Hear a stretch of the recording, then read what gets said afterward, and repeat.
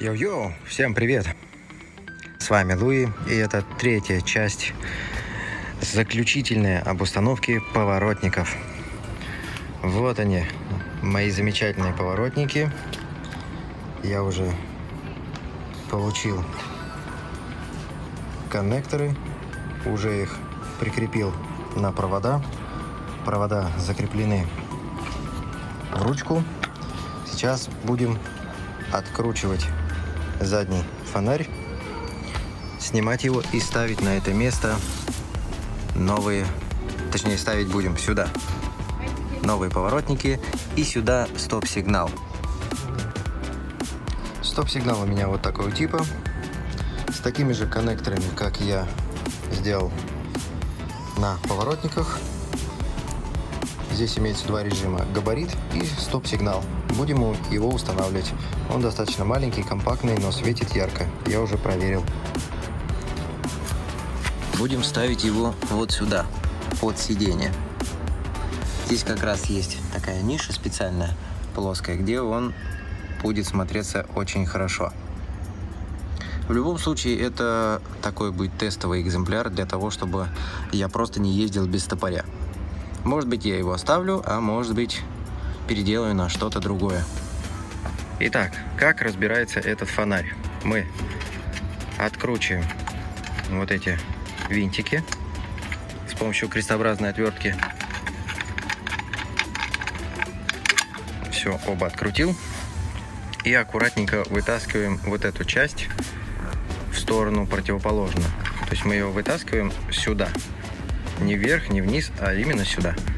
Вот вытаскиваем, пожалуйста, получаем доступ к электрике. Как я говорил, я не зря обжал концы проводов новых поворотников. Все, мне остается только перекинуть провод наверх и подключить их.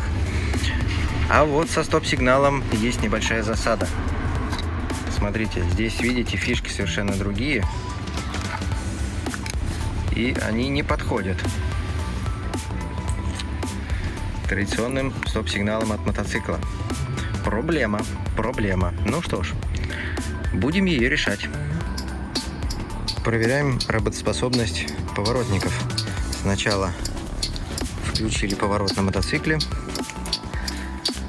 соединили клеммы.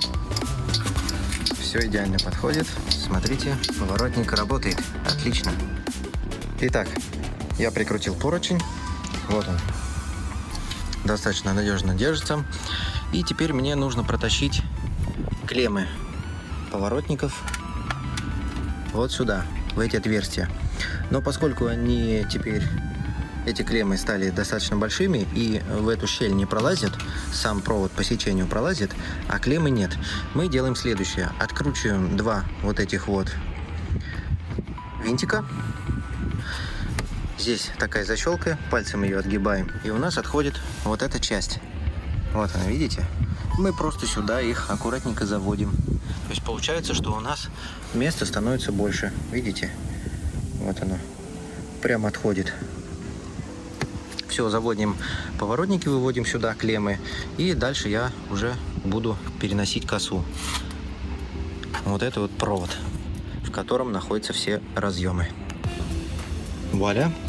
Поворотники выведены, готовы к подключению. Теперь надо открутить два вот этих болта.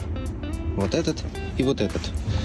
С обратной стороны нету гайки, можете не бояться.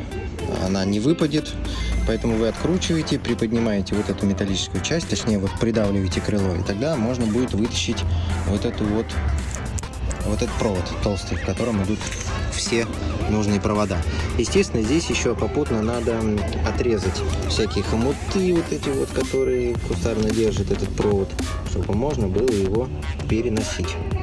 Важный момент по поводу колец, через которые пропущен провод. Резать их не надо, они вытаскиваются аккуратненько клещами, пассатижами, плоскогубцами, круглогубцами, в общем, чем-то тонким. Вот так они выглядят. Их потом можно легко снять со шнура. Резать не надо, они потом вам могут пригодиться. вот уже шнур практически снят, видите? Сейчас снимем его и перепропустим через верх, как я уже и говорил.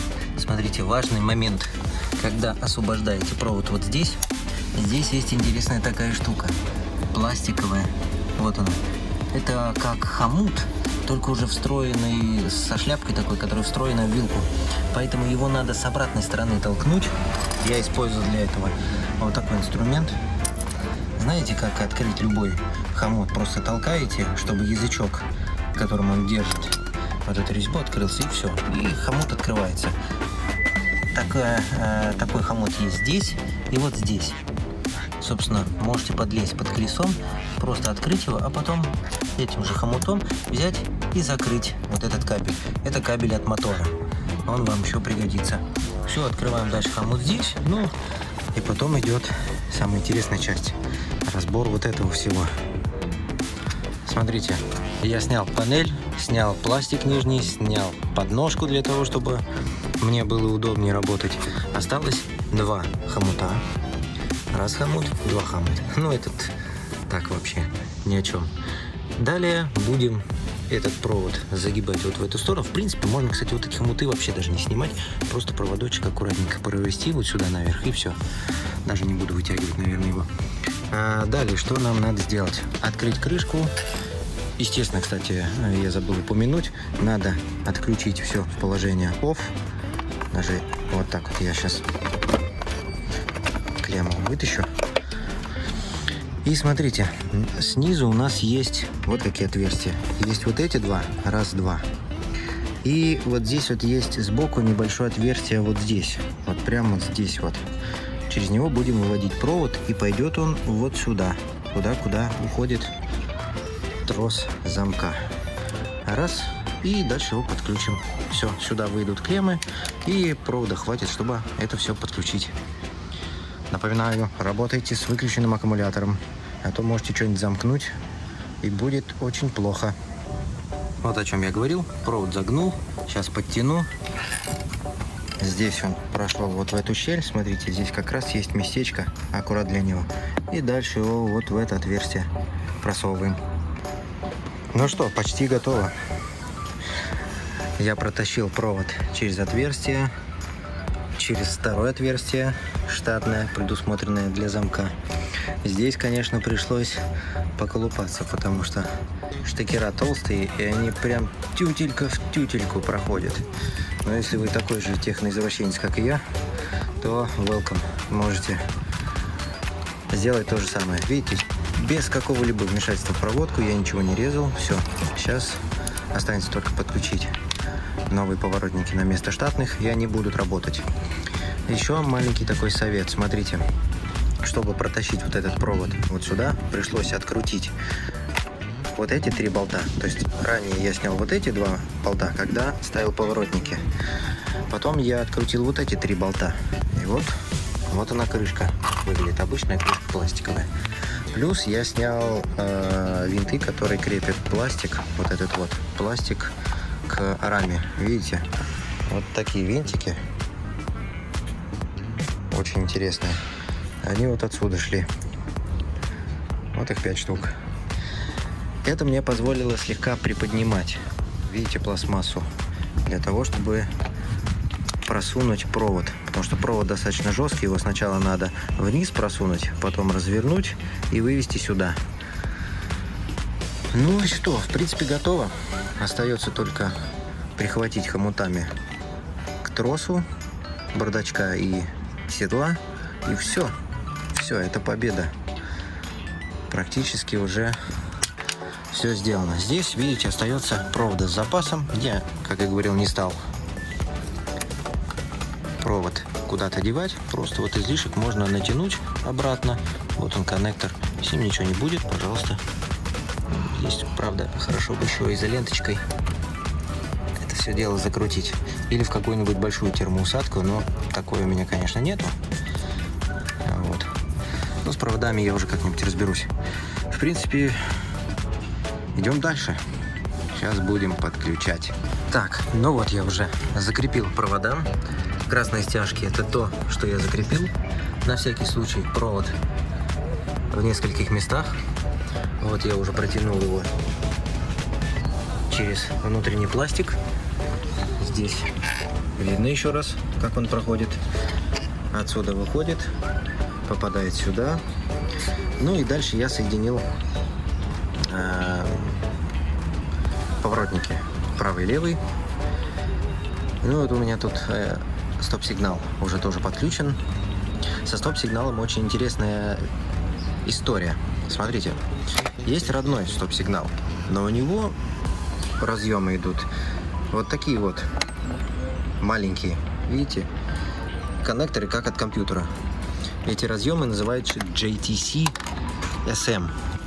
И вот я, конечно, соорудил себе времянку, видите. Так, конечно, делать не надо. Мне просто надо было доехать до магазина и купить их. Важная информация для тех, кто находится в Москве. Если вы хотите себе поменять стоп-сигнал, и у вас стопарь такой же, как у меня, вот с обычными буллетами вот этими, то вы можете взять и сделать себе переходник, такой же, как собираюсь сделать себе я. Я уже съездил в одно известное всем место, это Савеловский рынок, и вот прикупил вот этих вот разъемчиков. Вот они, абсолютно такие же, как и на оригинальном стоп-сигнале. Поэтому я сделаю переходник с вот такого разъема, на буллеты, чтобы подключить свой стоп-сигнал. Стоп-сигнал, кстати, работает великолепно. Смотрите.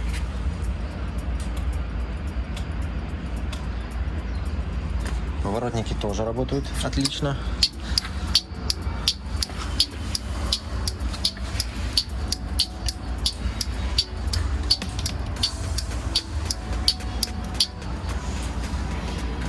Поэтому для всех тех, кто также не хочет заморачиваться и заказывать с AliExpress такие разъемы, если вы хотите поменять, я уже все разведал для вас.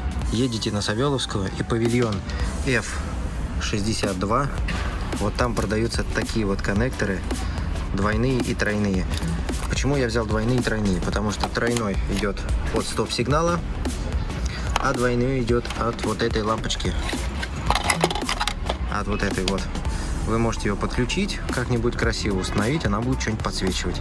Допустим, подсвечивать может днище. Вот крыло вот это. Или что-то еще. Вот такая вот информация. Савеловская F62. Маленькое интро создания переходника. Короче, я взял разъем JSC. Также у меня были ранее заказанные мной разъемы коннектора Bullet Mama. Ну и вот он, переходник, собственно, готов. Вот так вот теперь я могу соединять все, что угодно с оригинальным разъемом Super Soco.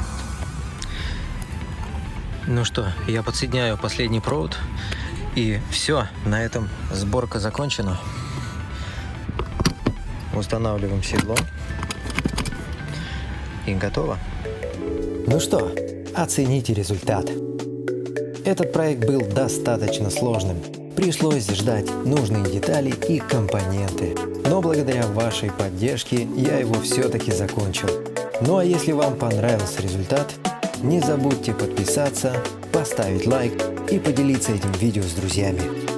Всем спасибо за внимание. Увидимся!